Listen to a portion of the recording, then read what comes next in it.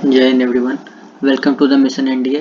पिछला जो लेक्चर है उसमें आपने isotope, isobar, isotone, isoelectronic, isotope, ये जितने भी टर्म्स थे एलिमेंट से रिलेटेड जो एसोसिएट होते हैं उसके बारे में हमने देखा था।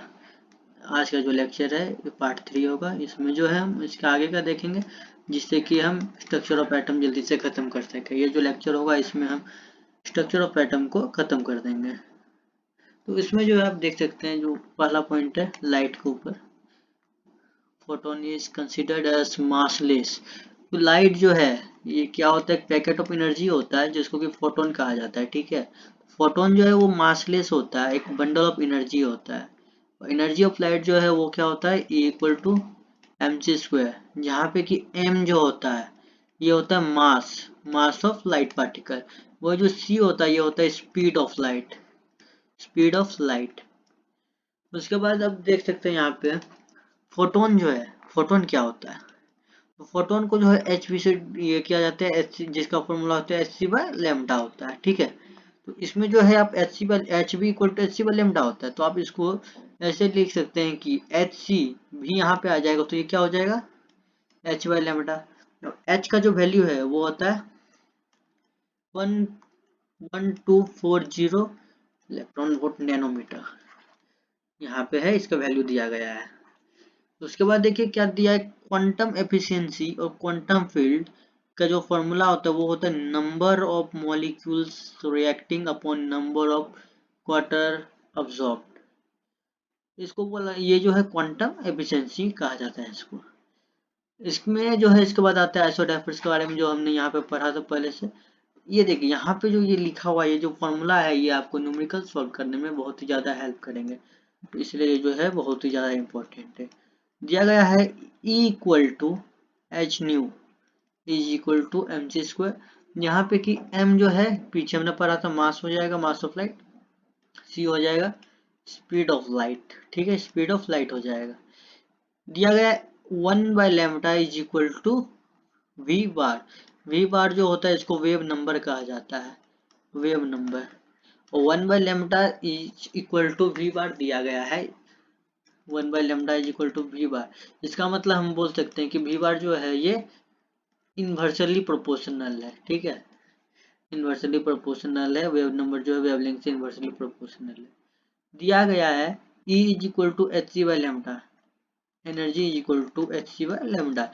ये सब जो है ये सिर्फ एनर्जी का ही आप फॉर्मूला बोल सकते हैं, जो कि बहुत ही ज़्यादा हेल्प आपको करेगा ये सॉल्व करने में। E equal to h c by lambda is equal to h c b, पीछे हमने पढ़ा था। इसके बाद आता है Planck constant theory. Planck constant theory क्या होता है इसके बारे में देखते हैं। इसको जो है मैक्स प्लैंक ने आगे रखा था, इसलिए इसका नाम प्लैंक कांस्टेंट रखा गया है, क्वांटम थ्योरी। इसमें यह बताया गया था कि एनर्जी जो एमिट होता है या ऑब्जर्व होता है एक एटम या मॉलिक्यूल से, यह हमेशा उसका डिस्क्रीट फॉर्म में होता है, जिसको पैकेट ऑफ एनर्जी और पैकेट कहा जाता है। एनर्जी जो है ये डायरेक्टली प्रोपोर्शनल होता है वेव नंबर के, तो E इक्वल टू जो होता है वो एच न्यू हो जाता है। ठीक है, प्लैंक कांस्टेंट की जो वैल्यू होता है वो होता है 6.626 इंटू 10⁻⁻34 जूल सेकेंड। इसके बाद आता है modern quantum theory. Total 4 type होते हैं। पहला हो जाता है प्रिंसिपल क्वांटम नंबर, दूसरा है azimuthal quantum number, magnetic quantum number, और फिर आता है स्पिन क्वांटम नंबर। हर एक को अलग अलग लेटर से डिनोट किया जाता है, जैसे कि N, L, M and S। इससे पहले हम देखेंगे कि रीजन जो होता है स्पेस में, वह the probability of finding electron जो होता है मैक्सिमम होता है, उसको ऑर्बिटल कहा जाता है। ऑर्बिटल जो है ये इलेक्ट्रॉन का होम कहा जाता है। तो क्वेश्चन आता है कि इलेक्ट्रॉन का होम किसको कहा जाता है, तो आंसर होगा ऑर्बिटल। आता है पहला नंबर प्रिंसिपल क्वांटम नंबर, जिसको कि N से डिनोट किया जाता है। ये क्या होता है इसके बारे में देखते हैं। तो प्रिंसिपल क्वांटम नंबर जो है प्रोवाइड करता है एक idea about the size of orbital. Orbital जो है उसका साइज क्या होगा वो हमें प्रिंसिपल क्वांटम नंबर से पता चलता है।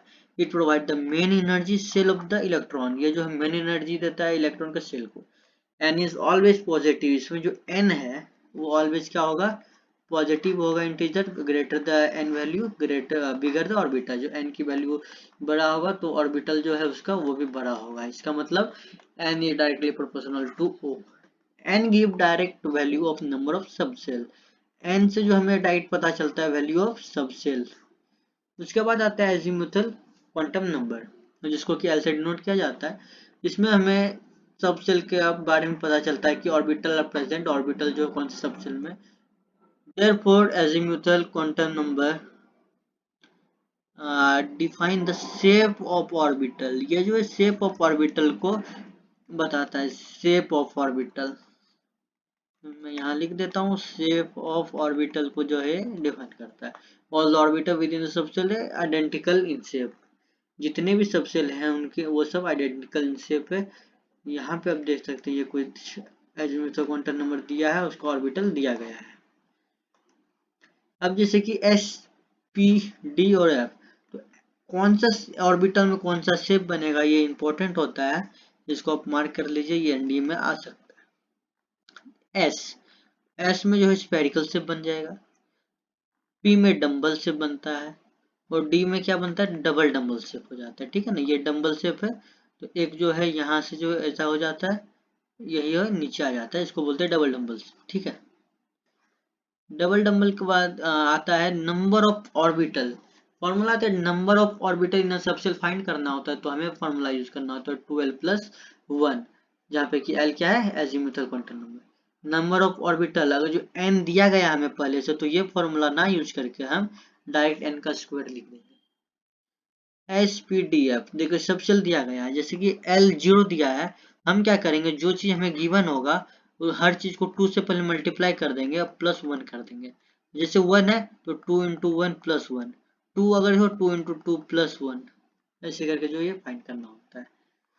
ये जो है पहले भी एनडीए ने इसको पूछा हुआ है, तो वो आपको याद रखना ही पड़ेगा। एनर्जी ऑफ ऑर्बिटल, ये जो है दो चीज पे डिपेंड करता है। पहला होता है साइज पे, जिसको एन कहा जाता है, फिर होता है शेप, जिसको एल से डिनोट किया जाता है।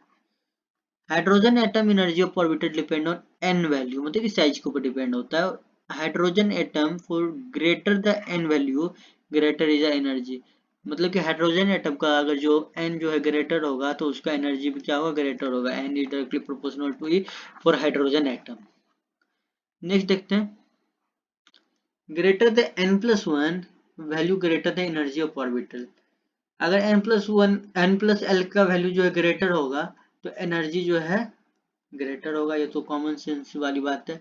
If n+l value are found to be same, the orbital with greater n value will be greater energy. फिर आता है degenerate orbital, orbital having exactly the same energy level called degenerate orbital. अगर कोई orbital है जिसको कि exactly same energy दिया गया है लेवल, तो उसको डिजनरेट ऑर्बिटल कहते हैं। लास्ट आता है मैग्नेटिक क्वांटम नंबर के बारे में।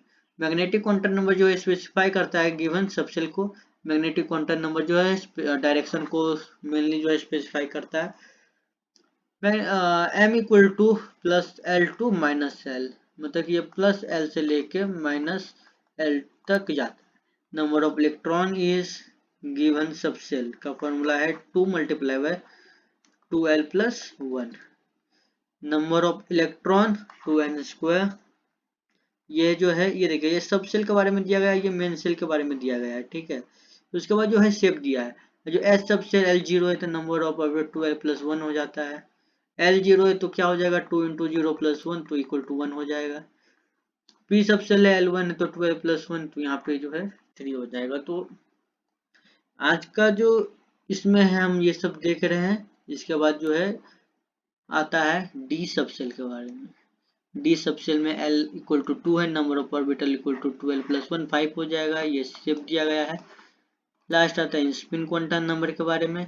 The orbital can vacant, it can have 1 electron or it can have a maximum of 2 electrons. Spin quantum number is required to specify the electron in the same orbital.